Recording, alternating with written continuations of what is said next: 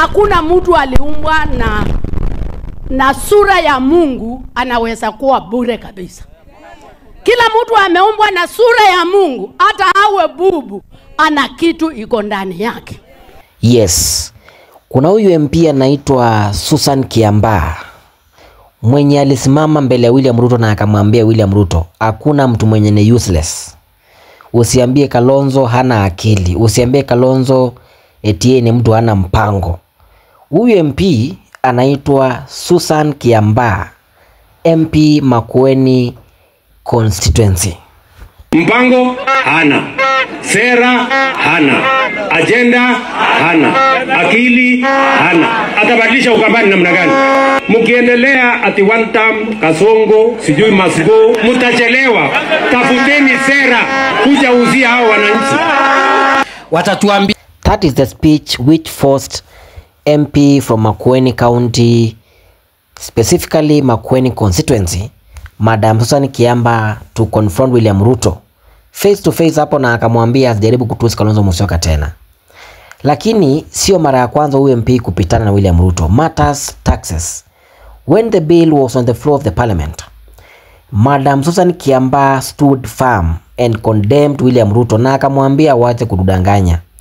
If we have to transform the republic from third world country to first world country, venye Ruto alikuwa anatuambia juzi, we have to do it systematically. Kama ni kutransform, tunaanza na city kama Nairobi city ikue like kama first world city, then we can transform that to the entire republic. Lakini sio kuongea tu theoretically bila matendo. William Ruto brought that bill to the parliament, and one of the people who really tried to educate William Ruto on matters taxes and how we can transform the republic was one Susan Kiambaa. Have a look. We compare ourselves with other peoples in the region who are taxing their people much more than us. We have to look at the local context where our Kenyans are. Kenyans now are economically at their knees, very vulnerable. And anybody attempting to add anything on top of the suffering Kenyans, it will not actually do justice. So I think it is very dishonest for us to compare ourselves or to get inputs from international financiers and imagine that Kenya is in the same situation. It's important to realize that since COVID-19, the economy of Kenya has not picked up, and having to tax Kenyans higher than that is making them not only vulnerable but actually not being in a position to survive.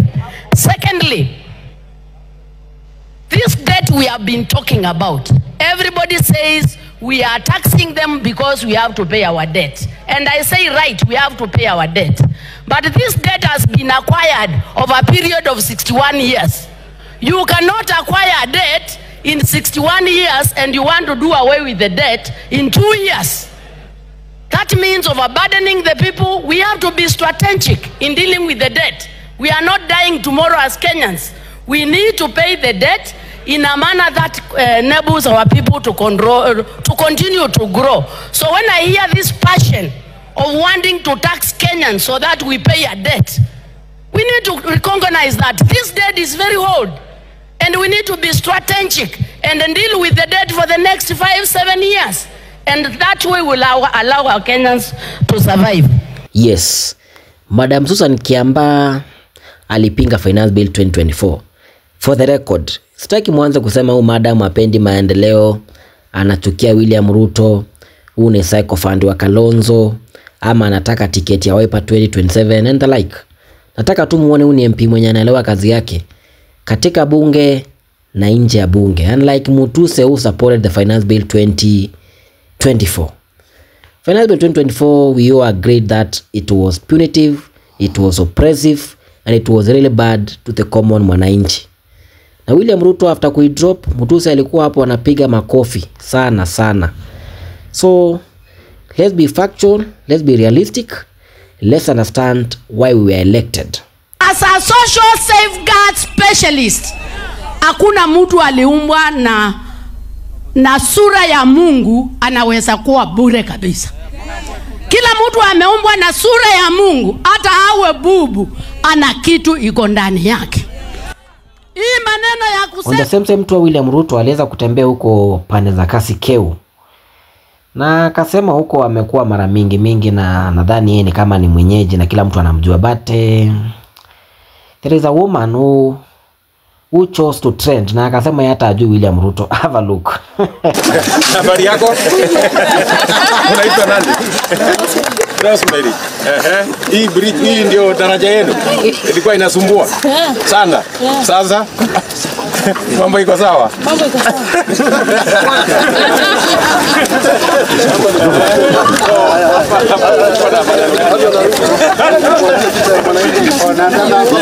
Maji. So maji hapa ilikuwa inasumbua watu. So nyumbani ni wapi hapa? Pale juu tu. Unaishi hapa juu? Sasa singekaribisha uende huko.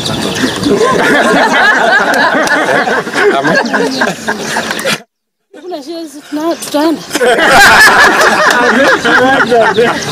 Haya, unajua hawa watu ni wageni sana Hao ni wageni. Na mimi ni mgeni pia. Hujawahi kuniona? Kabisa Lakini nimekuja hapa Kaskeu mara nyingi, nimetembea huku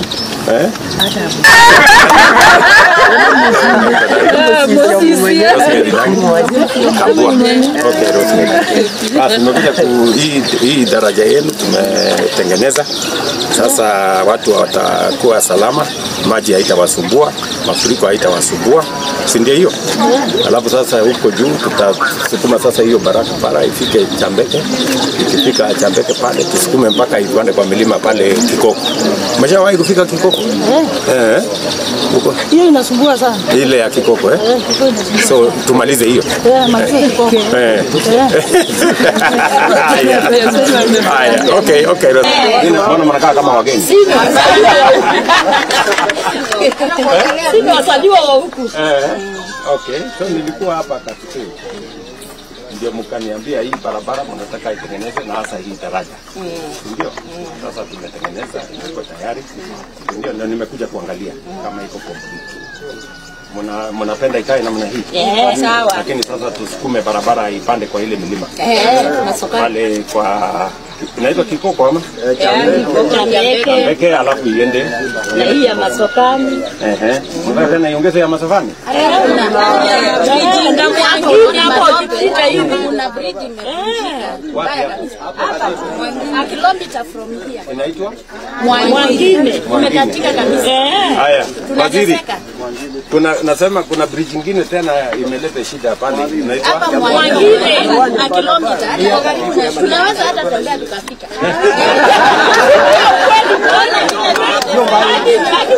Watu wanateseka huko. Umechelewa. Gari tunaona maji, lakini ile ilikuwa ya muhimu. Hii ndio ilikuwa inasumbua zaidi. Ndio. Lakini ile inasumbua.